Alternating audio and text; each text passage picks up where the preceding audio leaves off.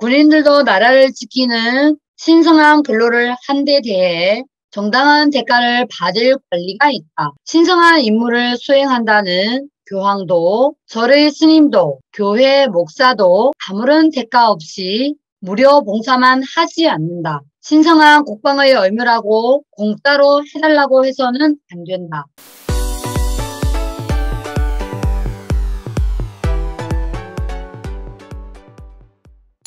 안녕하세요. 향단TV의 란입니다. 오늘은 베스트셀러인 난세용호 허경영을 아십니까? 청년의 희생 강요는 이제 그만. 모병제로의 전환을 읽어드리겠습니다. 이 책은 5천만 국민이 꼭 읽어야 할 베스트셀러입니다. 모병제로의 전환. 내가 군생활을 할 때는 6.25 전쟁을 겪고 휴전이 성립된 지 채 20년이 지나지 않은 때였다. 남자라면 외아들이 아닌 이상 반드시 군대를 다녀오는 것이 당연했다. 경제적으로도 가난을 물리치기 위해 몸부림치던 시절이었다. 세계에서 가장 가난한 나라에 속했던 우리나라가 이제 막 술이 늘고 경제가 일어나기 시작하던 때였다. 군인들은 애국심 하나로 군복무를 할 수밖에 없었다. 출생률은 높아 가정마다 자식들이 많았다. 징병제를 하여도 산업 인력이 부족하지 않았다. 군인들이 국가 경제 건설에 일조하는 측면도 있었다. 우리 군인들이 베트남 전쟁에 참전해서 경부 고속도로를 건설하는 자금이 마련된 것은 잘 아는 사실이다. 징병제는 세계적인 현상이었고 그것에 대해 문제 삼을 필요가 없었다. 그러나 지금은 사정이 많이 달라졌다. 한강의 기적을 이룩하며 비약적인 경제 성장을 달성한 이래 현재 우리 경제 규모는 세계 10위에 랭크되어 있으며 1인당 국민 총소득은 3만 불을 넘어섰다. 여기에 훨씬 못 미치는 경제력으로도 얼마든지 모병제로의 전환이 가능한데 현 경제력으로는 말할 필요도 없다. 게다가 출생률이 지속적으로 감소하면서 각 가정에는 한두 명의 자녀밖에 두지 않고 있다.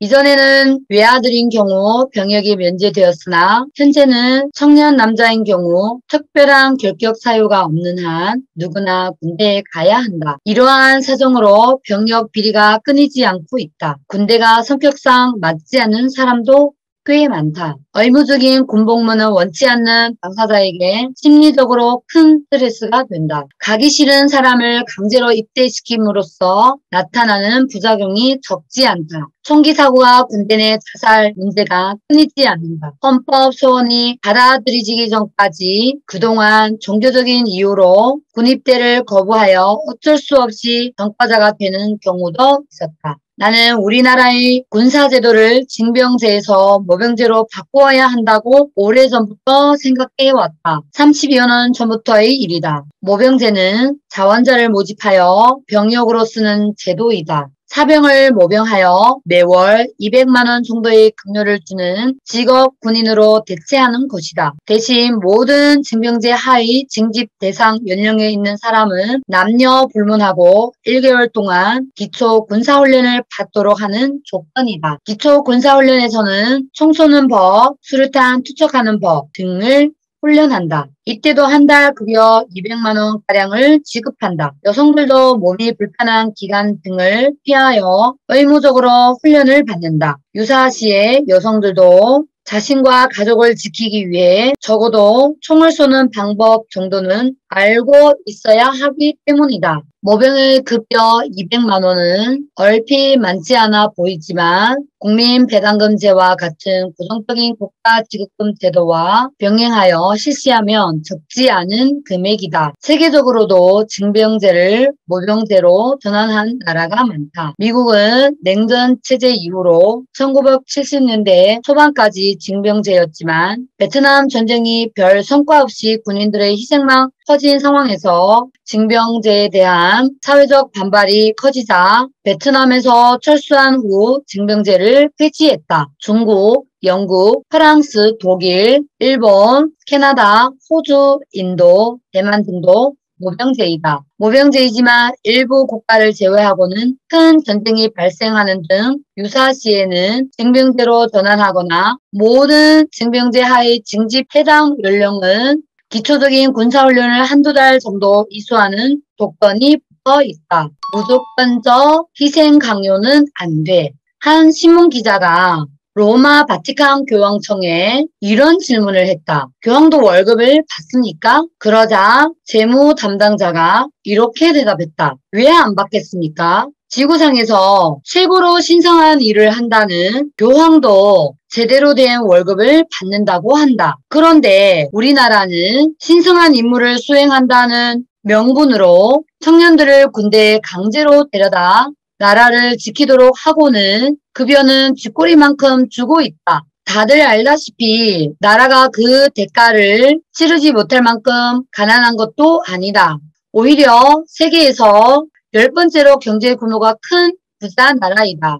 2016년 병장 기준 한 달 급여는 21만 6천 원이었다. 병장이니까 그 정도이고 일반 사병은 그보다도 훨씬 적다. 그 이후 군인 급여가 사회적으로 이슈가 되면서 2018년 제법 인상되었다는 것이 병장 기준 40만 5,700원이었다가 2020년에는 54만 800원이 되었다. 여전히 최저임금에도 턱없이 모자라는 적은 금액임은 말할 것도 없다. 국가 경제는 몰라보게 발전했는데 군인에 대한 대우는 아직도 거의 제자리 걸음을 하는 셈이다. 국가가 언제까지 신성한 국방의 의무라는 그럴듯한 명분으로 청년들에게 희생만을 강요할 것인가? 제대 후 사회에 진출할 때 주어졌던 군 가산점도 헌법의 평등권에 위배된다는 판결에 따라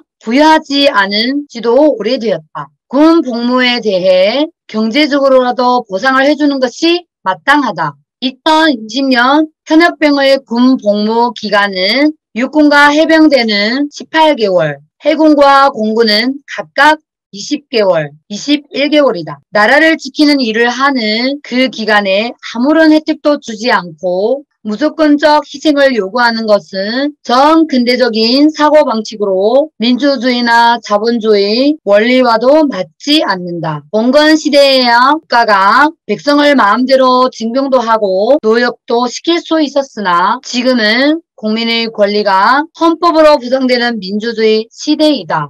청년들도 엄연히 대한민국 국민으로 권리를 보장받아야 한다. 군복무 중이라고 해서 그 권리를 유보당할 수는 없다. 군인들도 나라를 지키는 신성한 근로를 한 데 대해 정당한 대가를 받을 권리가 있다. 신성한 임무를 수행한다는 교황도 절의 스님도 교회 목사도 아무런 대가 없이 무료 봉사만 하지 않는다. 신성한 국방의 의무라고 공짜로 해달라고 해서는 안 된다. 사람은 좋은 일을 한 것에 대해서도 보람을 느끼지만 자기가 한 일에 대해 어느 정도 보상이 있을 때 더 열심히 하는 법이다. 희생만 강요하며 마지못해 하는 경우가 많고 자연히 사기가 저하된다. 군 복무도 마찬가지이다. 군의 사기를 진작시키는 측면에서도 적절한 수준의 대가를 지불해야 한다.